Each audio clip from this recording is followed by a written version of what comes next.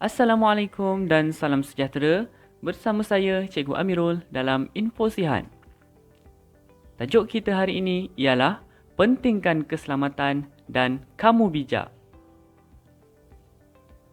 Fokus pelajaran kita ialah menyatakan cara menjaga keselamatan diri daripada orang yang dikenali dan orang yang tidak dikenali. Rujuk buku teks muka surat 93 dan 94. Baik, rajah menunjukkan ada beberapa situasi dan juga cara kita untuk mengelak daripada perkara yang boleh membahayakan diri kita dan juga daripada perkara yang tidak berfaedah. Baik, kita pergi untuk yang pertama, pentingkan keselamatan untuk menjaga keselamatan diri.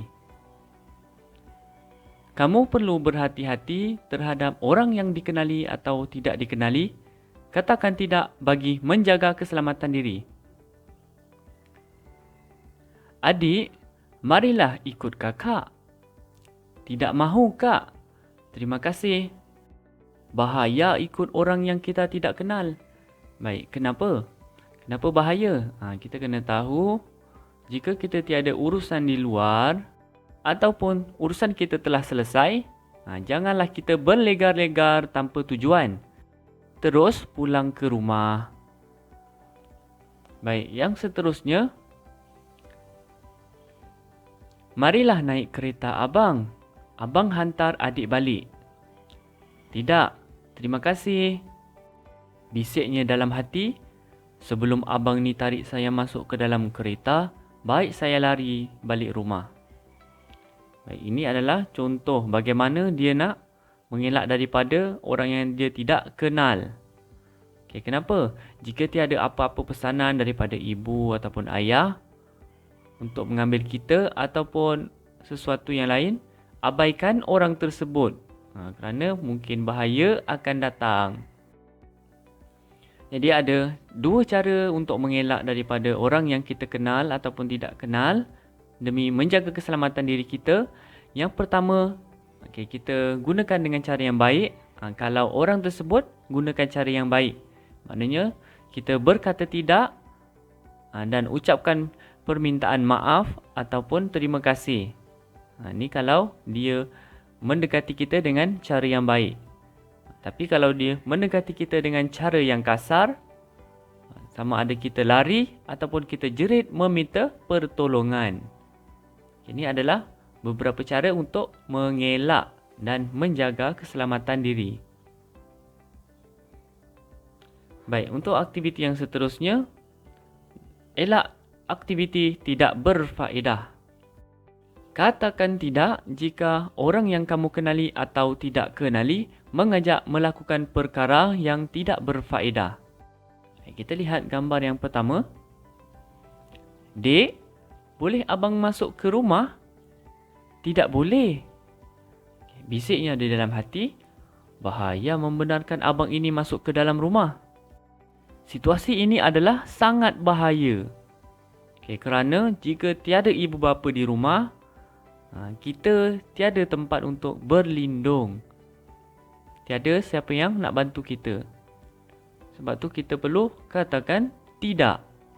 Melainkan ada ibu bapa kita di sekitar rumah ataupun di dalam rumah, terus lari masuk ke dalam rumah dan beritahu mereka. Itu adalah lebih selamat.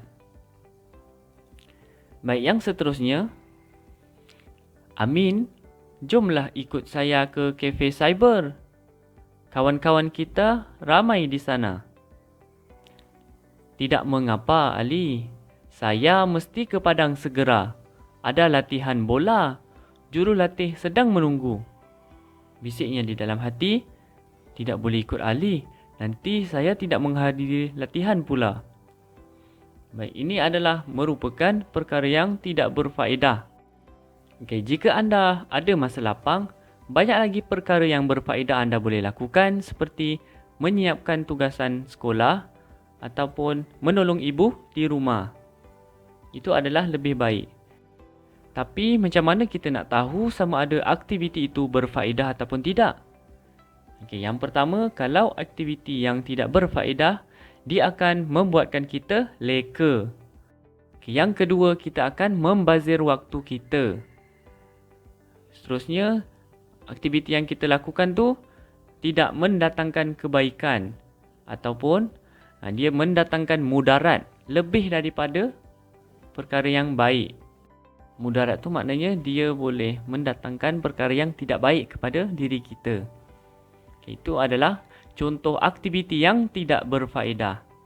Jadi anda perlu tahu setiap aktiviti yang anda lakukan ataupun ada ajakan daripada kawan-kawan, kamu perlu fikir apakah kebaikan yang kamu dapat jika melakukan aktiviti tersebut. Jika tiada kebaikan ataupun kurang kebaikannya, maka lebih elak utamakanlah perkara yang lebih berfaedah. Terutamanya anda boleh berada di kawasan rumah, boleh bantu ibu, boleh siapkan tugasan sekolah ataupun buat aktiviti lapang di rumah, sama ada membaca ataupun bersukan bersama adik-beradik. Itu lebih baik. Baiklah, sedikit rumusan pelajaran kita pada hari ini. Sentiasalah jaga keselamatan diri dengan berkata tidak ataupun meminta maaf sekiranya kita tidak perlukan perkara itu atau kita tidak dapat mengikut kehendak orang tersebut. Baiklah, itu sahaja perkongsian saya pada kali ini. Selamat belajar dan selamat membuat latihan. Jumpa lagi pada video yang akan datang. Assalamualaikum warahmatullahi wabarakatuh dan salam sejahtera.